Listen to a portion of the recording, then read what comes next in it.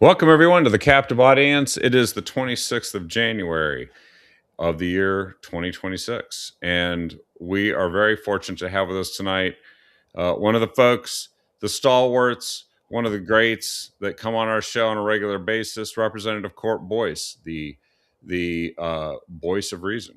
And someone who actually can tell us as we close in on the annual session here for the state legislature starting a week from today, right? That February 2nd, I think, is when it officially opens, but you're very busy now already. Wow, what's going to happen, or what's going to happen to Oregon, I should say.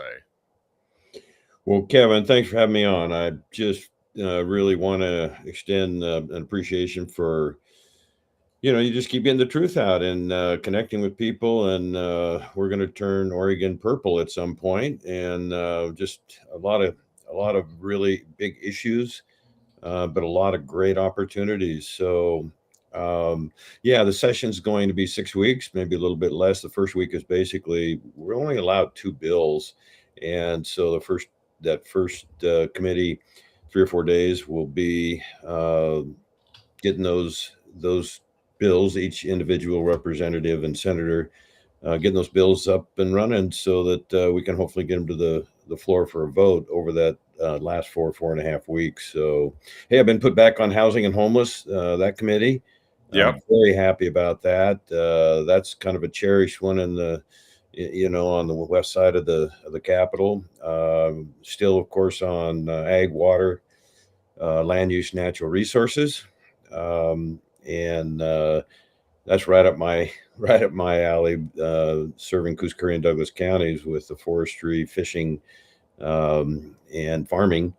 And then, of course, emergency management. Fire is my number one issue, and emergency management, excuse me, and veterans. So I'm just really happy. My crew is raring to go, and this will be our third session. Our third. We've completed 3 years now. So excuse me, starting our fourth year. So, yeah, thanks again for having me on, and thanks for the good work you're doing. Well, I appreciate that, and I also think that we're staring straight into a situation where the Democrats kind of get to write the rules, right? They are the ones who are going to determine what gets heard, what doesn't, what passes, what doesn't. So you get two bills, but they get to decide if your two bills go someplace, right? And of course, you reach out to Democrats and try to form bonds across the aisle. But isn't this kind of one of the most political sessions? It's supposed to be the least political session. It was supposed to be I think, just to adjust budgets for changes that happen between the long sessions every 2 years, and now it kind of has turned into something where Democrats come in and they pass sweeping legislation that they think will help them in the general election. Well, we had a great group of candidates for the 2024 election on the House side. We were at 25 seats, and we actually lost all those close races, about four in particular, maybe five. And we've got some great candidates this go around. We've always wondered, when it comes back to common sense, when the people kind of the voters will reach that threshold, and they'll say, okay, we see how terrible our schools are doing. We see our economy going down. We see homelessness rising. Oregon is on the decline. I think, Kevin, as you well know, one of the biggest issues is the amount of companies leaving Oregon, the layoffs. We're sitting at 115,000 people unemployed right now, and big companies that love Oregon, but they're getting highly recruited from other states, and not just red states either. They're getting recruited where they can go in and pay less taxes, and set their families in good environments, and just raise the quality of life. So that's why our side is determined that we can bring Oregon companies back.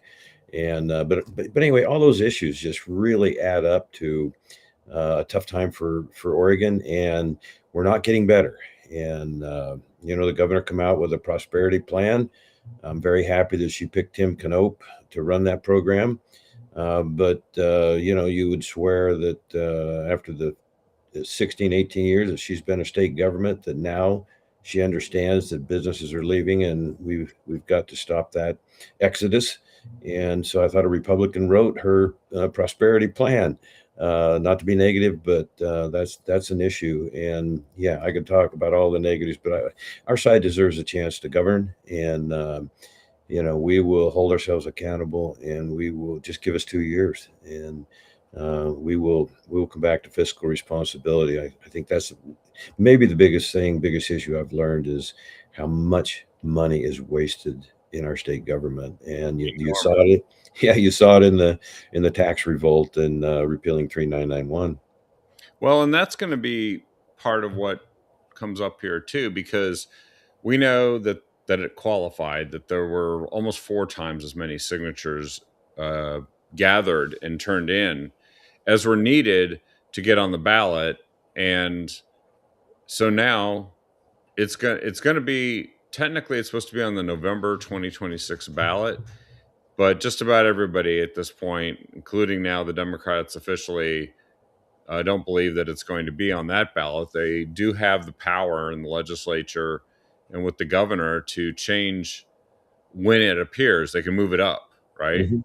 And I think the word is they plan to move it up to um, to the primary in May, which for them it's like, okay, they'll find out sooner just how unpopular it is when people reject it. But then we've got elections going on at the same time for other offices in the primary, and so it's going to have a different dynamic. They're hoping to avoid the ire of voters landing on them in the general election. But what do you think about all this, and what should people think about what's being done? Well, first of all, the entire process is, I think, give the governor a terrible black eye. Again, not to be negative, but the millions of dollars we spend on the special sessions. I say a double special session in September, and all that went with that. And she basically stiff armed said, "Hey, there's no way they'll get the signatures." My gosh, that deal, Jason Williams and Bruce Starr, just and the volunteers that came out were just incredible. And it was a horrible bill. Um, so the Democrats trying to go back, and that's a shenanigan any way you look at it, and it's probably illegal. And with the 1935, you know, court decision that basically says, yeah, well, it was the people signed it for the general election, and that's where it should stay. So, we have Dan Rayfield out there, Attorney General, likable guy, but he's kind of taken the lead of the 5 statewide offices with Secretary of State and Bully and Attorney General, Governor, and Treasurer. So yeah, the people, unfortunately, they do have short memories sometimes, but I think this has got a real strong momentum, and it's not just rural Oregon. We see the waste in ODOT. I mean, in my area, ODOT just does a fabulous job. But a lot of those funds come from the federal government for highway repairs, on the coast especially. And everything is so weather, dependent, and on how our roads last, culverts, everything else. But so you mentioned relationships, Kevin, early on the other side, and I value that. I've learned that from other successful legislators more so than me, but that I admire and respect, and that mentor me. And I reach across the aisle in a genuine way. And my job now is um, to encourage those other legislators that, hey, this is not good for the citizens I represent. It's not good for the citizens you represent. Here's why. And it's just a bad trick. And I think the people are starting to figure it out. And I will lobby the governor too, as well. I think the Democrats have to hurt themselves to protect her. And so we got some close races coming up, and we think we can win some of those. And we're going to be working very hard, as you know. Well, so that means the Democrats are going to go do some things that people are going to be pretty unhappy with, and they're going to burn some political capital and maybe take some risks that they think they can take on these races that were close last time that we're going to try again. And so that's why we have to kind of be ready to explain to folks why 2026 should be the year that the citizens of Oregon maybe choose a different path, because continuing to vote for the same thing and expecting a different, or at least a better result, sometimes they get a different result that's worse, but they don't get a better result. That's kind of the definition of insanity. So if we can help them see how flawed an approach that is, they could have something better and different. They could have less crime. They could have a more affordable standard of living. They could have businesses that aren't being mired in red tape and regulation. People aren't being hit with taxes at every level, at every Yep. uh, function, and they could also potentially have things like infrastructure where they and roads that get repaired, where they focus on the priorities of the people instead of the priorities of some special interest group in Salem. And that case, this is the window of opportunity to make it. When votes are being cast, there won't be a lot of hearings, will there? I mean, it'll be very limited, right? Because they don't really have time for a lot of hearings. We made a good point earlier when you mentioned that the other side, they control the gavels, the agendas, and the committees. Sometimes it's not fun. Usually it is.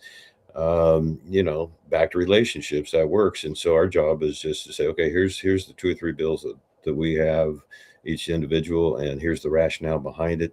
Here's how it'll help Oregonians. And so, yeah, we take that real seriously. When it comes to real serious, excuse me. But when it comes to will they be impacted? Will the Democrats on the other side really hesitate to carry the tradition that they've carried in this state for so long? And that is, it's in their DNA to raise taxes and spend. I got to say it, they spend wildly. And it's heartbreaking because taxpayers work so hard, and a lot of them are unaware. And but they become more engaged and more informed, and so we go, okay, thank you.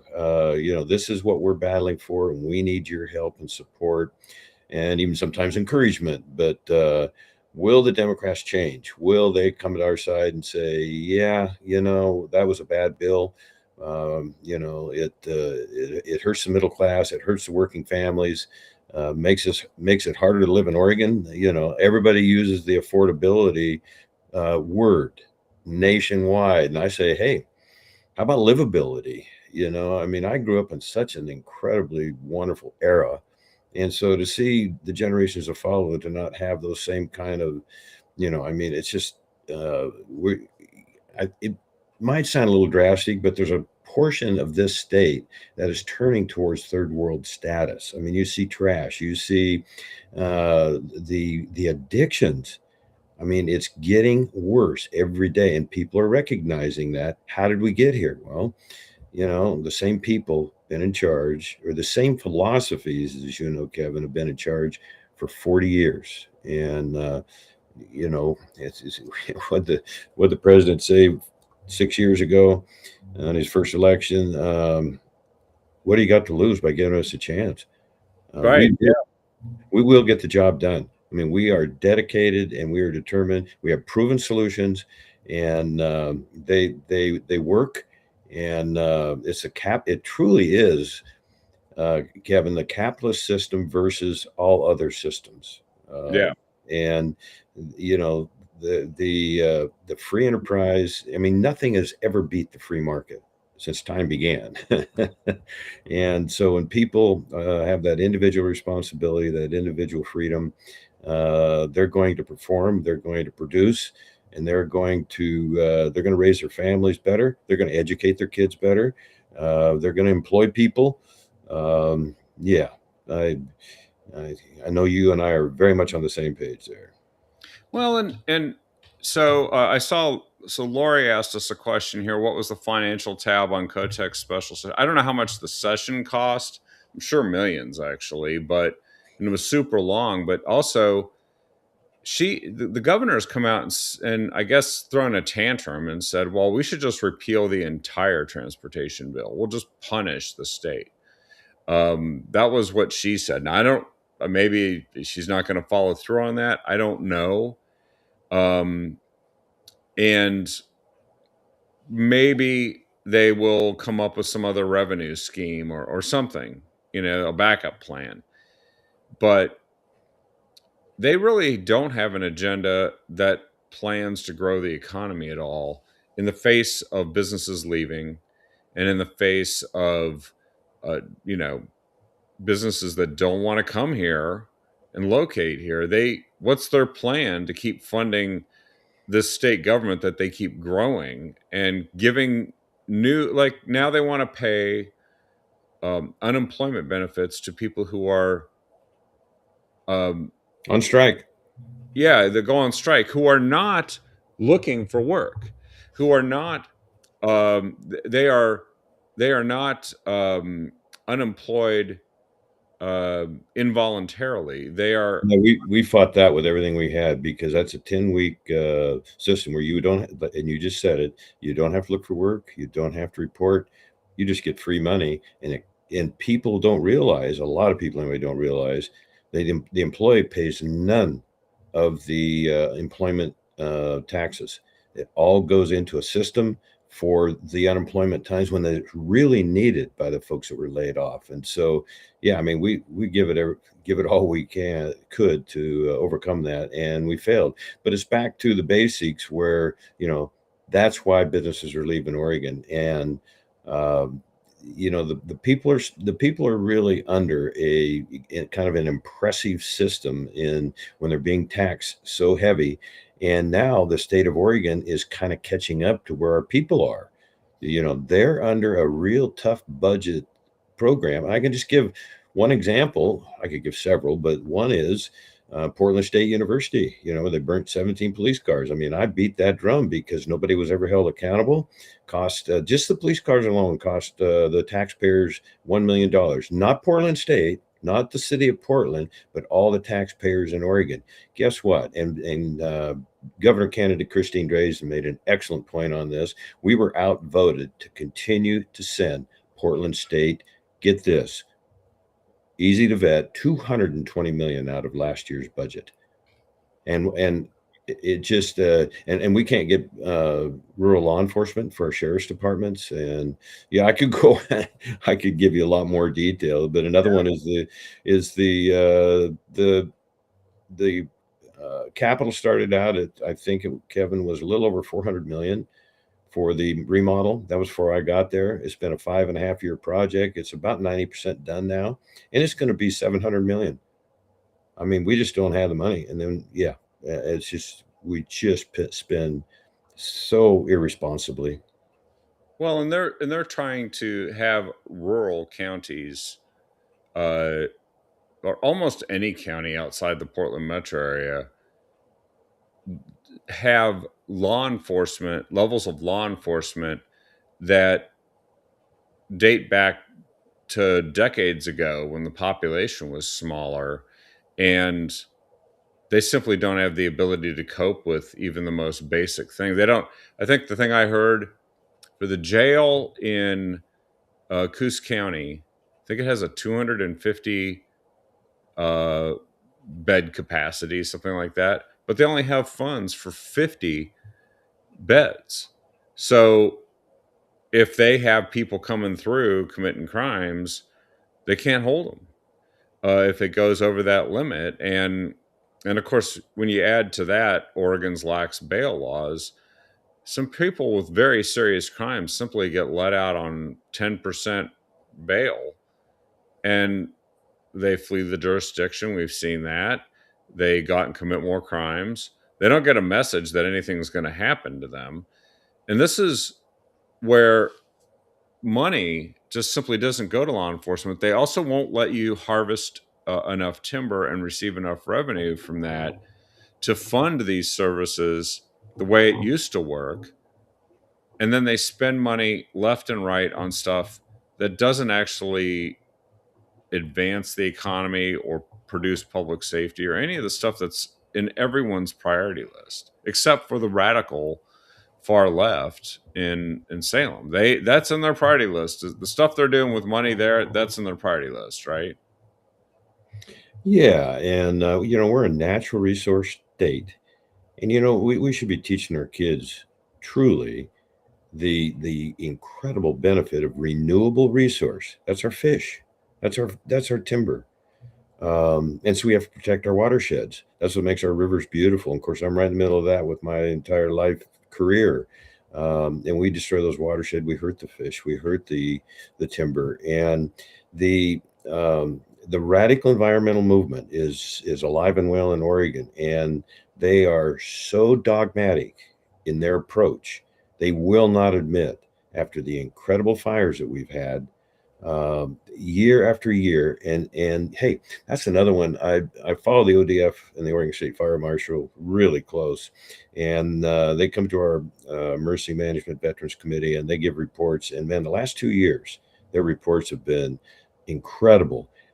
I just kind of summarize it this way: 1910, or excuse me, back up, sorry, 2000 through 2010, compared to 2011 through 2020, triple the amount of acres lost. Now you can blame it on climate change. I can offer that debate anytime, but it is a lack of good, active, wise timber management. It's like the Yeah. Native Americans did for many years, and you get these wilderness areas that are inaccessible. We can't get firemen in safely and out safely. It's I could talk on that a long time. And you made a good point a minute ago that one of the biggest frustrations I've had 6 years as a county commissioner and 3 years as a state rep, when those trees burn and they sit there on the stump and they will not let us harvest them. Each tree, on an average, is worth about $1,200, and there's literally millions of them in the state. You asked a minute ago, what are we going to do for revenue?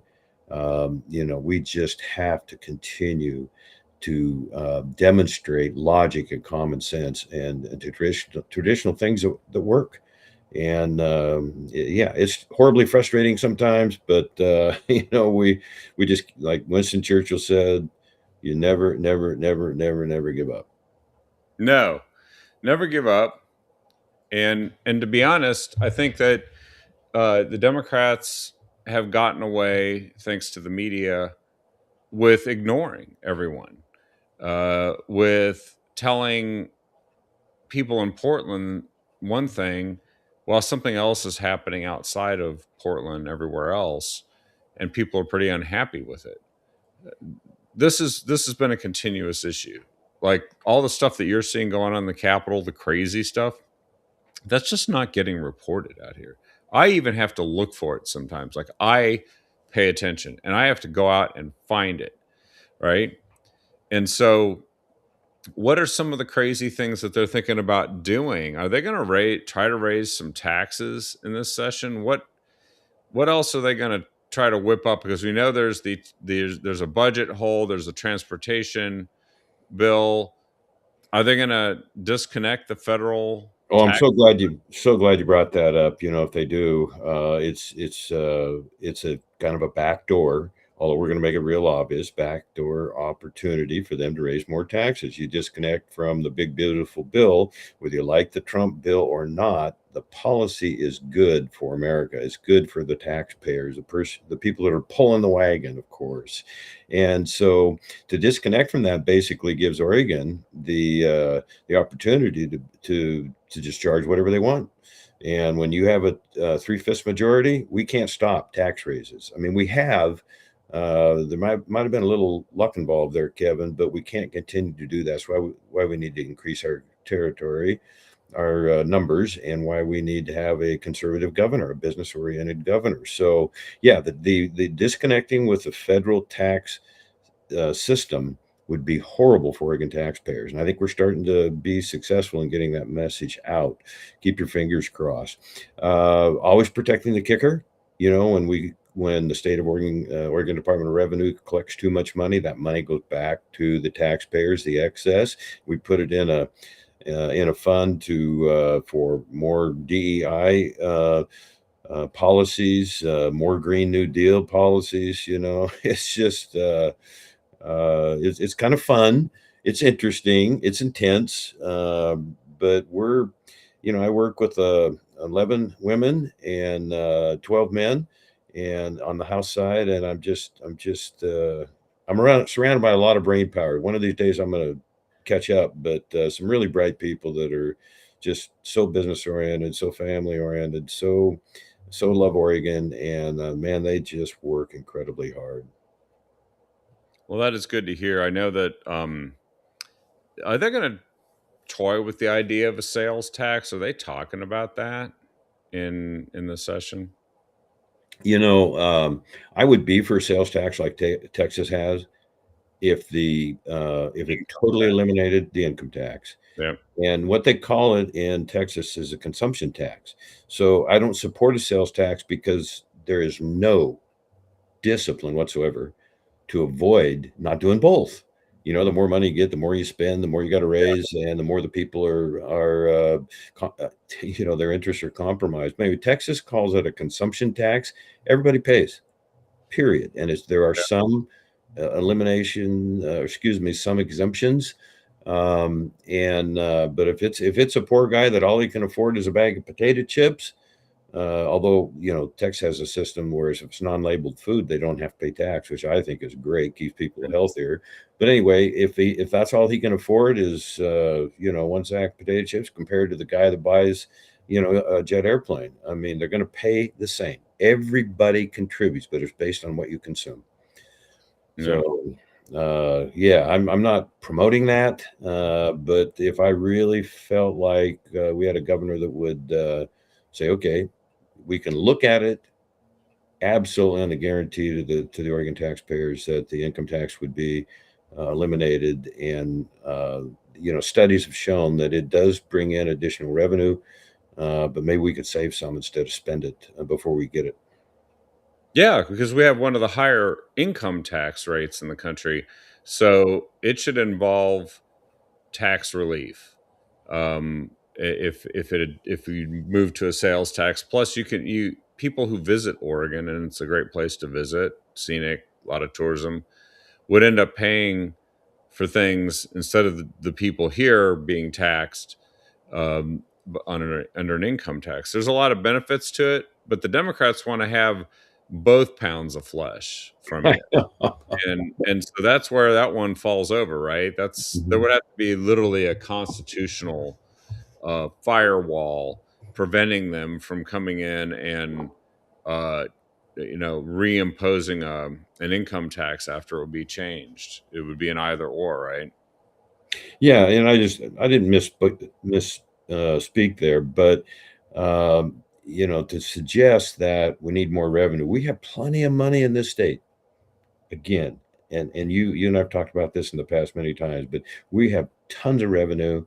We just spend too much and in the wrong areas. Yeah, OHA, we don't Oregon have Health. a revenue problem.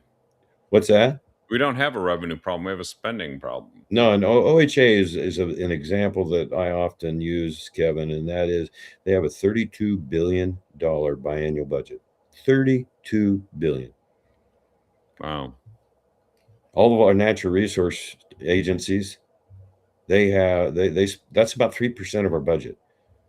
You know, the Department of Human Services, yeah, and I'm gonna, you know, I'd love to talk about hospitals. There's 5 in my district, if you count Mercy, which is just barely out of my district, in Roseburg, and then Bay Area, you know, just across the bay from East Side, which is part of my district. I mean, the president has come up with a 52, thank goodness, $52 billion U.S. rural hospital subsidy, and so I'm doing everything I can to make sure we don't get caught flat-footed, and we're ready to get that money to our hospitals, Yeah, and we then we don't got. want that money to get redirected or fungibly transferred to Portland instead, right? I mean, That's right.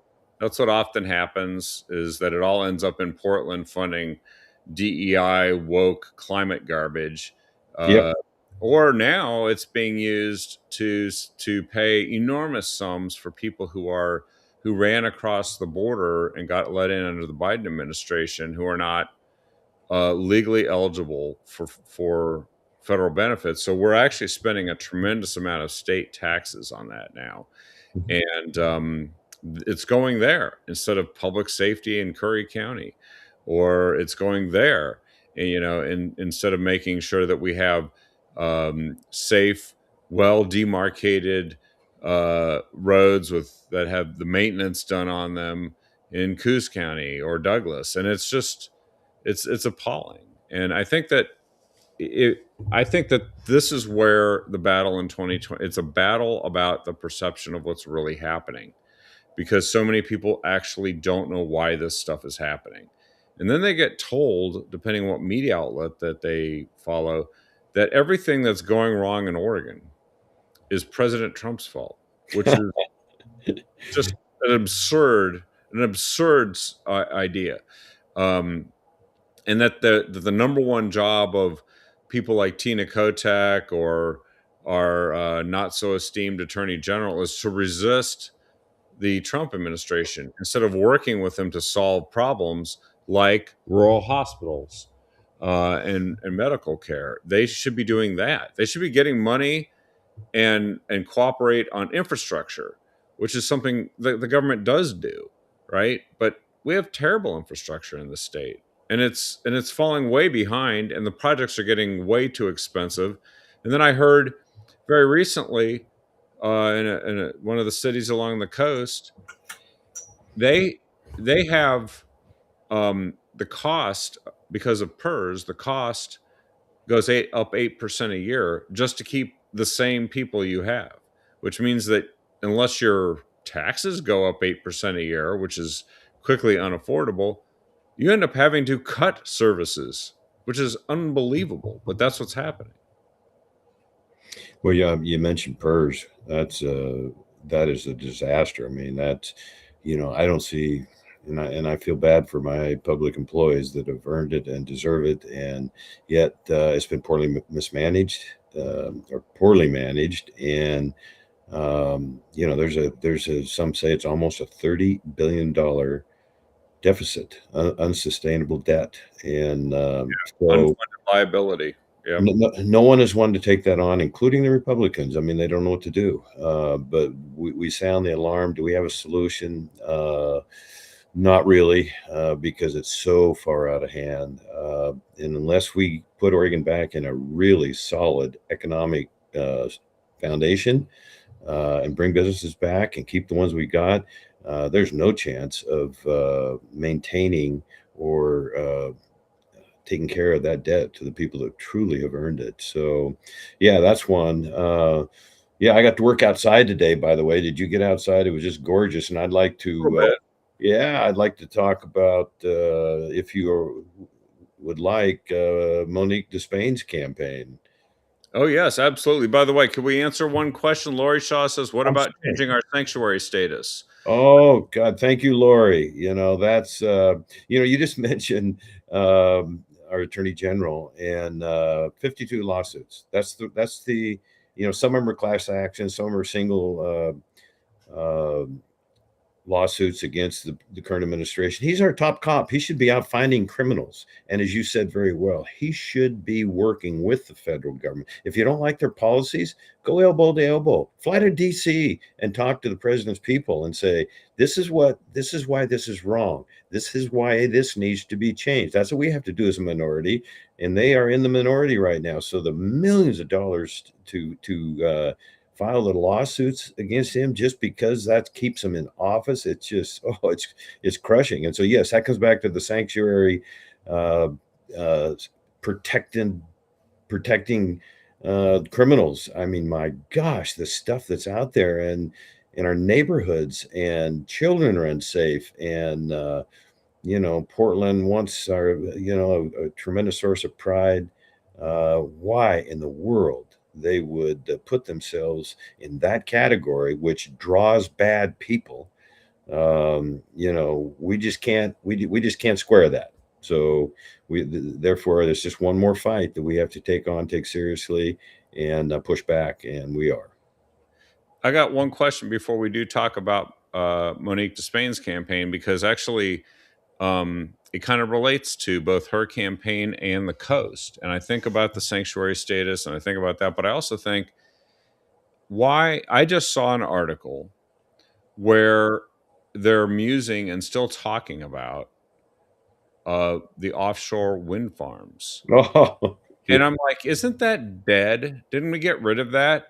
And it says that this is the title of the article. It says coastal communities weigh offshore uh, offshore wind trade-offs. And I'm like, I think this community has spoken on this. And the answer was hell no, with a few more expletives thrown in.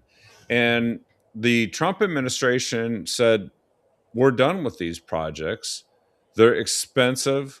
They don't actually pencil out. They don't survive after their subsidies are withdrawn. So they live forever off of government subsidies, and then they don't generate the amount of electricity that's needed that you could with other sources like nuclear or natural gas, and they're not reliable. And then this came up last year. These wind farms, if there's a Columbus Day storm that comes through, it'll destroy all of them. And then you'll have all that debris along the beautiful Curry and Coos County coastline, not to mention the effects it would have on commercial and sport fishing along the coast. So why are they still talking about this? Is somebody saying they think it's still a good idea and they want to do it? it's just another way to spend money. I really couldn't add much to what you just offered there. I've been looking at this for almost 5 years, and where do you want me to start? Here's just one. Okay, let's begin this way. Many unanswered questions. You just mentioned the violent storms. Okay, they're a little bit the offshore wind farms are a little bit successful in Western Europe, but they don't get the storms we get, not even close. And their water is shallow. We have deep water here. The 2,000 big, feet, right? yeah. Well, it depends. I mean, it varies, but yeah, They this were right going to anchor it. They were going to tether it to the bottom of the seafloor off the coast of like Gold Beach, for instance. And apparently, they've never done it in that depth of water, have they?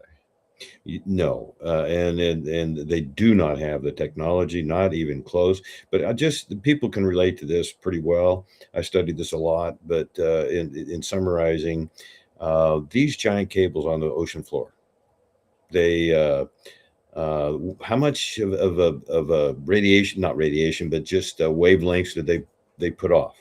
So we Yeah. work and spend thousands of dollars, and should, to recover our salmon and steelhead populations. Nobody can answer if that will, corrupt their navigation systems to get back into the freshwater rivers. I mean, Yeah. that's a huge issue right there. You just mentioned, the storms washing the stuff up on shore. I mean, we spend millions to get people to come and look at our beautiful Oregon coast, and we want to. And these things, Kevin, they are 4 football fields high, 3.5, Yeah. and the blades are 100 yards, so 300 feet. I think the biggest aspect is what they'll do to our fishermen. I mean, they just brutal. So Oh, to they're answer your made in question, China. And they're made in China. oh yeah, and the president said just the other night, he said, "Well, how many offshore? China's constantly looking at alternative energy. Why don't they have any off their multiple millions of square miles, Yeah. of options in ocean frontage?" But yeah, I mean, it's the original thing was that there's 400 million that went to Humboldt County, which is a port similar to Port of Coos Bay, North Bend, and that money's been rescinded, thank goodness. But when somebody's very similar ports, by the way, Humboldt and Bay Area. And so when they got that 400 million, I'm thinking, okay, did we miss out on something there? Because the money would go to the tribes, the fishermen, the counties, and the ports. And I have counting Coos Bay, North Bend, I have 5 ports in my district, and yes, we're right in the heart of the area. So why is it coming back, even though we know it can't work? Because there is a bent, there is a quest, you know, to prove themselves wrong time after time after time. It's just, yes, it just it makes you pull your hair out, but it's we're going to win that one. Thanks to the current administration, whether you like the guy or not. His policies are proving to be. We knew what he was going to do, and he's doing it. And he's closed the border. He's getting peace around the world. You know, we got an American Pope. We got soccer championships here. We got the 250-year American celebration, July 4th. I mean, the list goes on and on and on. The gas prices going down, except They mine. are. And I mean, there's a dozen things that have been accomplished there, you know. So um, I remain very optimistic. I just have to be, you know, realistic about the issues that are hurting our quality of life, and that's my job. And I think slowly improving at it anyway. Well, let's talk. You mentioned about Monique Spain and running for Congress. I mean, we could do with much better representation at the federal level. You talked about how when we could be working with an administration who does want to start doing active forest management and harvesting timber, including what you talked about, where there's been fires and there's actually like a window of 2 years we can get that stuff and turn it into something economically viable. We can replant because it's renewable. Um, there's an administration that wants us to build and develop infrastructure and economic prosperity around that. There's an administration that wants to make sure that public safety is like a top priority, that it's well funded, not just through timber, but actually through not having as many public safety threats just floating around in our country, that many of which were allowed into our country during the Biden administration. They had 650,000 that had criminal backgrounds that were just allowed into the country, and they promptly went and joined the cartel and started doing crime. And now, not just doing it in the big cities, they're doing it up the 101, aren't they? Yep. And we have an administration that wants to actually change what we've been doing about homelessness, not just handing people bottles of water and granola bars, uh, but actually getting them into recovery and off of the streets. Um, and right now, we have a congresswoman that represents all of the things that have been going wrong and the policies that have made it that way. And we could have somebody who would work with the administration to make the fourth district better. You know, Kevin, things just keep getting worse and worse and worse. We haven't had even close to a moderate. They've been a progressive, borderline socialist since Jim Weaver took over for John Dellenbach, clear back in the late 70s. Yeah. And so Monique has that spirit. She has that background. She is an incredibly qualified candidate. She is honest. She's ready to roll up her sleeves. And I just couldn't be excited. I just hope that the people will say, okay, give this person a chance. Give Christine Drazan, or, you know, a moderate to conservative governor of Oregon, a chance. And if we don't get the job done, throw us out. Okay. That's fine. That's what you should do. But nobody's going to outwork us. And so, yeah, Monique being willing to go back to DC, that's not fun. But her heart's in the right place. She's got 2 sons. She wants to leave a better world. And, you know, I just can't emphasize her qualifications and, you know, her spirit to do the right thing, run for the right reasons, is just it's a breath of fresh air. And America is so special, and we just don't want to lose the traditions that have made it so unique to world history. Yeah, absolutely. And uh, it's great having somebody who understands national security and understands how to prepare for disasters, because she was in the National Guard. She understands the need for public safety. She worked with Kevin Mannix on the suing Kate Brown when Kate Brown was releasing 8% of the jail population, including murderers and rapists, just because she wanted to reshape how our jails are being used. And isn't it true that every time push comes to shove, our friends across the aisle go back to things that we thought we'd left behind from 2020, like defunding the police? Now they want to defund immigration enforcement. Mhm. But they're effectively defunding local police too by all the things we just mentioned, having them operate off a shoestring. This is true in the big cities too. I know that the Lane County Sheriff, for instance, operates a department that is the same size it was when the population was 100,000 less in Lane County. Yep. And Lane County is the size of Connecticut. So it is they're just there's when the wrong priorities are embodied by somebody who's in office, you get the wrong stuff. We could have somebody that embodies the right priorities and actually understands that these are the things that need to be done. And by the way, listens. You saw Monique at the Bay Area Chamber, Mhm. right? So she was there talking to people, listening to their stories.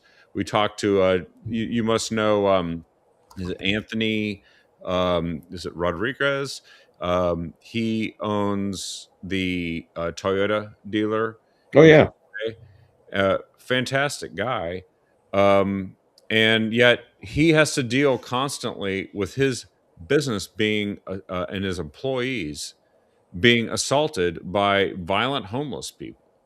And I'm just like, this guy is a salt of the earth. He helps the local community. He donates and raises money for the schools. He has that raffle between Marshfield and North Bend, to sell raffle tickets to raise money for both schools.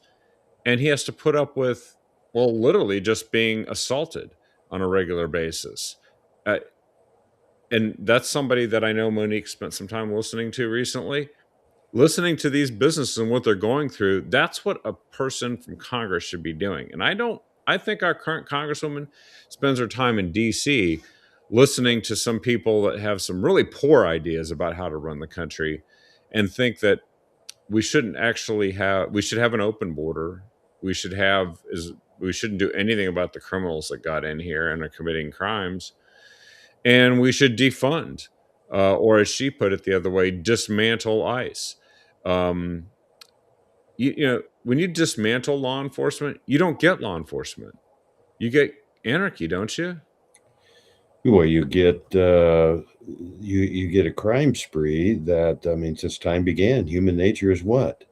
When one group wants to control another group. That's why America's been so incredibly successful, is that individual spirit and freedom. So yeah, I mean, I've got a son that's a captain with the Oregon State Police, and that's a good point that you made. I mean, they have the same number they had in the 70s, and we had twice the population. Yep. And you just can't square that. We don't understand. I get along good with Congresswoman Hoyle. I get along good with Senator Merkley, but what I don't understand is the last year or two, they both especially have gone so far left. Yeah. It just makes your head spin. I go, okay, you know what that's doing to rural Oregon. You know what that's doing to the entire state. It makes no sense. It's causing pain for everybody.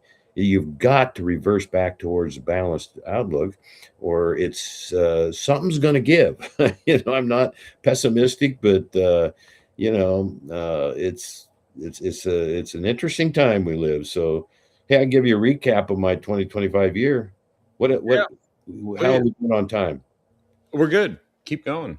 You made me think of something there on the House floor. One of my biggest honors in life was to recognize Jane Jin. She was a freedom fighter in China 34 years ago, the Tiananmen Square massacre. To this day, we don't know how many thousands were murdered by the Chinese government. Yeah. Because they were able to successfully keep that quiet. She escaped, come to the United States, and we got acquainted at campaign event, and she's just an amazing woman. And now she is very brave. Well, she's always been very brave, but she has a program called China Freedom, and so I got to recognize her on the House floor, and she got very big applause and what have you. I'm now the chair of the Oregon Coastal Caucus, which is 7 counties, 22 incorporated cities, and about 24 ports. I made the front of Rural Light magazine, the Oregon Rural Electric Co-op, so that'll be out any day. So it's just been a really, I got to speak at the Welcome Home Vietnam Veterans deal. We read a proclamation of the governor. That was back in April. So anyway, just a lot of special things like that. That's just really been humbling for me and motivating as well. And so I'm going to start my 4th year in Salem. And of course, it's election year. So if anybody has any questions or needs any coachcourt@gmail.com. And yeah, we got some serious work to do. It goes without saying, and we're going to return Oregon to normal, Kevin. Well, and you know, the thing you just mentioned about Tiananmen Square, why is that important? Well, you might say, well, that's the distant past. Well, then look what happened in Iran in just the past few weeks. Oh my gosh. They're doing the same thing. Mm-hmm. They're doing the same thing, which is why we have to remind people that this happened and that tyrants will do this kind of stuff. And they try to accuse Donald Trump of being a king and a tyrant. And I'm just like, well, then how come he's letting you protest? I mean, seriously. And by the way, protest, not assault people, not interfere with federal law enforcement. That's an agitator or a violent protester. No, just this is what real tyrants do. They do what Maduro did for decades in Venezuela. They do what happened in Tiananmen Square. And then they hide it, right? So we have to tell people about history, and we have to actually commemorate it. They hide it through bearing false witness, through lies. They perfect the art of lying, and it serves their purpose. And we have that going on in our country right now. God give us a desire to seek truth. So people that hear our voices, I'm not telling them what to do, but just encouraged to seek the truth. No, people say, okay, you just listen to 1 or 2 different news media sites. And I go, well, I got enough experience in my life. I can look and be a good judge of character and who's telling the truth. And if I don't know, I'm going to find somebody who can help me find the truth. And so that's how you're going to improve the quality of your life and leave a better future for your children and grandchildren. And I think that's what most of us are about. Amen. And don't ever assault a police officer. Even if they're a jerk, you stand down and you wait and let their cameras roll, because it will prove if they mistreated you or abused your individual rights. That's right. Resisting arrest, and especially if you're armed, is a super stupid idea. And I think that this could be one of these teachable moments for people to understand the difference between violence and actual just making your voice heard. There is a difference. I don't have any if I think people are complete idiots, they have the right to be complete idiots in expressing themselves. I.e. January 6th, but they did not hurt anyone. I mean, it was they did some really stupid things, but and a very small number of them did. And then there were like 1 million people in the Capitol Mall, and then a few hundred went in and broke some things on invitation for some reason by the Capitol Police, which is puzzling to me. Yep. But the truth has come out about that, and yet I have no problem actually condemning vandalism and violence. I don't think it's a form of protest. This is what is really and truly troubling about what's going on in Minnesota right now. It's law breaking. It's not free speech. They're encouraging it. Yep. They're rooting for it. They're saying, go out and do that. And then they're claiming it's all peaceful. If you get hit in the head by a frozen water bottle while doing your sworn federal officer duty to arrest a criminal illegal, you're not going to think that's peaceful. No. It's that simple, isn't it? No, it's I'm not defending what happened on January 6th, the craziness of that. I wouldn't have done it. Those were people that 90% of them just wanted to be free and just wanted to express their opinion. But now we've got attacking law enforcement officers with cars, and we need to get the bad people out of our country. The child molesters, the rapists, the murderers, the drug lords, they have to go, or we will not survive as a culture. And if people don't disagree with that, look at history. Just learn from history. Yeah. Authoritarian governments, like you just said a minute ago, what's going on in Iran right now, where they hang people from a crane, 100 feet in the air, multiple citizens. I mean, wow, it's we better be on our toes. Better be on our toes. We should speak the truth. We should actually ask people to think first before they join in a violent movement of any kind. Because actually, people fought and died to create a country that we wouldn't have to do that we could actually make our voices heard peacefully and patriotically, to quote someone on January 6th who did the opposite of what Governor Walz is doing now, and that we would have a system by which we could persuade one another with words, and set a good example and campaign for the support when it comes to election day. And I'm kind of concerned right now that some things are coming unhinged. That right now there are literally people who are encouraging people to go out and shoot ICE agents.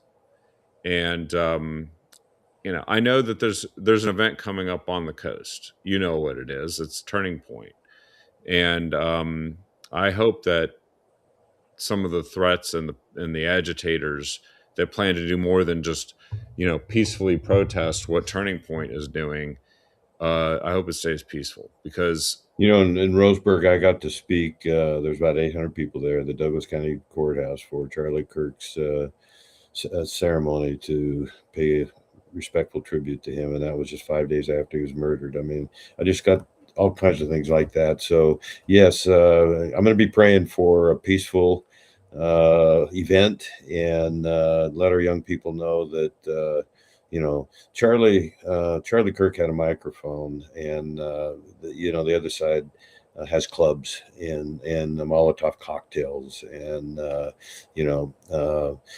sniper motor rifles. vehicles, yeah, Yes. and frankly, shotguns. That's what took his life. He didn't get into a car accident. He was shot, and Yeah, just debate us. Just sit down, have a cup of coffee, and debate us. Have a dialogue that's with respect and earnest, heartfelt philosophies, and let's change the world for the better. Just speak freely, as you said a minute ago. Seek the truth. seek the truth, speak the truth, and pursue what's right.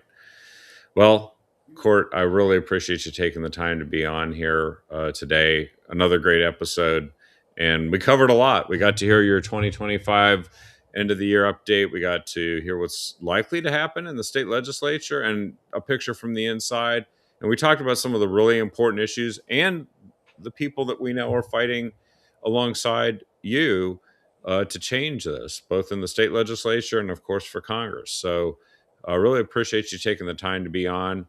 And I did post here your website, which is Court Boyce for Oregon, FOR Oregon.com.